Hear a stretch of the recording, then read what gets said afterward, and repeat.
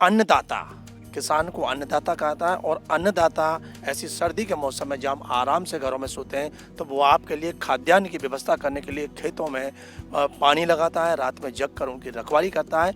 और उससे भी ज़्यादा है उन फसलों को रोगों से बचाना, जो कि वो किसान के हाथ में तो नहीं है, लेकिन आ जाते हैं तो वो प्रयत्न पूरे करता है। लेकिन हमारे जो कृषि वैज्ञानिक हैं, विशेषज्ञ हैं, यदि उनकी भी राय ले ली जाए तो किसानों को इस समस्या से आसानी से छुटकारा मिल सकता है। इस वक्त मथुरा में एक बड़े क्षेत्र में गेहूं की फसल की जाती है, चाहे वो नंदगांव ब्लॉक हो या छाता हो, चौमुआ हो, माठ हो, मथुरा फरे, सब जगह पर गेहूं की फसल की जाती है। तो गेहूं की फसल में यहाँ सबसे ज़्यादा मथुरा में अगर देखी जाए तो खरपतवार एक ऐसी एक बीमारी कह सकते हैं इसको हम, जो बिना उगाए और गेहूं की फसल के साथ उग जाता है और गेहूं की फसल का जो पोषण है उसको वो रोक देता है, उसके बढ़ोतरी को रोकता है। तो कैसे उससे निजात मिले, हमारे साथ वेटरनरी कॉलेज के यहाँ विशेषज्ञ हैं, आइए उनसे जानते हैं। सर, आपका परिचय? मैं डॉक्टर वाई.के. शर्मा, वरिष्ठ वैज्ञानिक हूँ कृषि विज्ञान केंद्र मथुरा पर।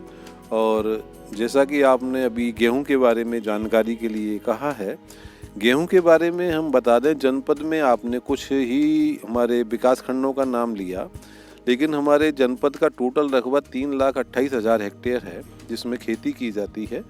इसमें से भी अगर रबी में देखा जाए तो लगभग 2 लाख हेक्टेयर या इससे अधिक क्षेत्रफल में अकेले गेहूं की खेती की जाती है। ये बहुत महत्वपूर्ण फसल है।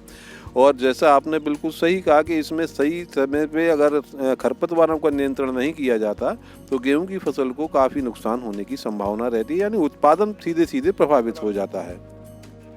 तो मैं किसान भाइयों को, जैसा कि जानकारी है कि हमारे गेहूं की फसल में 2 तरह के खरपतवार निकलते हैं, एक चौड़ी पत्ती वाले और सकरी पत्ती वाले। चौड़ी पत्ती वालों में तो बहुत सारे, कृष्णनील है, जमासा है, गजरी है, जंगली पालक है, ये बहुत सारे तरह के, जहाँ जिस क्षेत्र में जो प्रिवेल्ड करता हो उस तरह के हमारे खरपतवार निकलते हैं।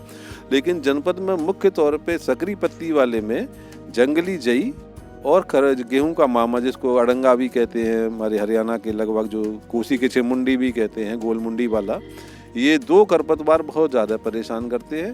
तो कि दोनों ही तरह के खरपतवारों को नियंत्रण करने के लिए दोनों तरह की अलग अलग दवाइयाँ आती हैं। जिस तरह से हम लोग मानव में रोग लगता है तो उसका समय पे उपचार कर लें तो वो समय से ठीक होने की संभावना पूरी रहती है। अगर विलम्ब से करते हैं तो जिस तरह से रोग के नियंत्रण में परेशानी आती है, इसी तरह से खरपतवार नियंत्रण होना मुश्किल हो जाता है।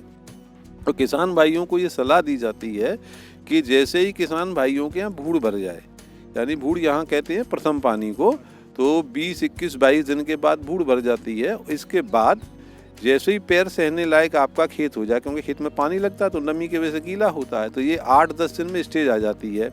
जो सबसे अच्छे परिणाम देखे गए हैं वो 28 दिन से 38 दिन के बीच में अगर खरपतवार नियंत्रण करने का किसान प्रयास करता है तो वो अधिकतम मात्रा में जो है नियंत्रित हो जाते हैं, काफ़ी लाभकारी होता है। जहाँ तक दवाइयों के प्रयोग का प्रश्न है तो किसान भाइयों को बहुत अच्छी तरह जानकारी है। बहुत सारी दवाइयाँ आती हैं। सकरी पत्ती वालों के लिए बहुत पुरानी दवाई है आइसोप्यूटोरॉन, लेकिन अब किसानों का खुद का कहना है कि ये काम कम करती है, तो उसकी जगह अन्य नए बहुत से सारे हमारे साल्ट आ गए। इसमें सबसे ज़्यादा क्लेडिनोफॉर्म नाम जो और प्रोपेरजल का जो कॉम्बिनेशन आता है, ये मैं ब्रांड किसी का नाम इसलिए नहीं लेता क्योंकि हम ब्रांड को प्रमोट नहीं करते। मैंने आपको टेक्निकल बताया, क्लेडिनोफॉर्म प्लस प्रोपेरजल सामान्य तौर पर किसान भाई से टोटल के नाम से लेते हैं। अब तक ये द्रव्य में आती थी, यानी लिक्विड में आती थी। इस वर्ष से ये दानेदार भी आ गई है, तो दानेदार वाली का प्रयोग करेंगे तो आपका जो है इसकी मात्रा जो है आपकी 400 ग्राम लगती है। इसका प्रयोग करेंगे तो आपका जो खरपतवार चौड़े वाला सकरी पत्ती वाले हैं ये नियंत्रित हो जाएंगे।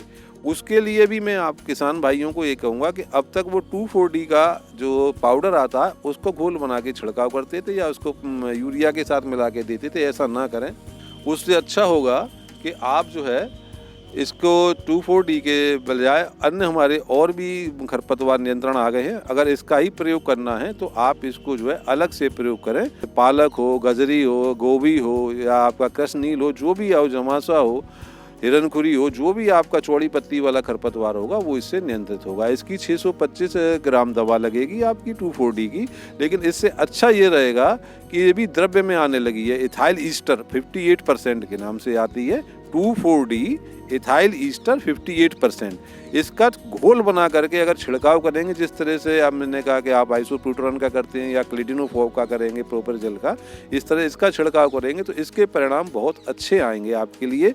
आपके दोनों तरह के खरपतवार उसमें नियंत्रित हो जाएंगे। समय का बहुत ध्यान रखें, सुबह 10 बजे के बाद छिड़काव करें जब धूप निकल आए, और शाम 4 बजे से पहले पहले इसको पूर्ण कर लें। पुनः आपने हमारे साथ रहे मथुरा के कृषि विज्ञान केंद्र के वरिष्ठ वैज्ञानिक हैं प्रोफेसर वाई.के. शर्मा। उन्होंने बड़ी ही महत्वपूर्ण बातें जो बताई हैं, और उन्होंने सबसे ज़्यादा जो हमारे यहाँ दिक्कत आती है वो खरपतवार की है। खरपतवार के चलते किसान की जो फसल है वो चौपट हो जाती है, और उसमें जो एक अच्छा बढ़ाव होना चाहिए वो नहीं हो पाता है, और उसकी जो क्वालिटी है वो कम हो जाती है। 21 दिन से 38 दिन 40 दिन के बीच में करोगे तो अच्छे परिणाम होंगे, खरपतवार बिल्कुल दूर हो जाएगा और उससे बहुत अच्छी फसल आपको प्राप्त होगी। जी9 न्यूज़ के लिए कैमरा पर्सन दिलीप कुमार वर्मा के साथ सुशील गोस्वामी, मथुरा।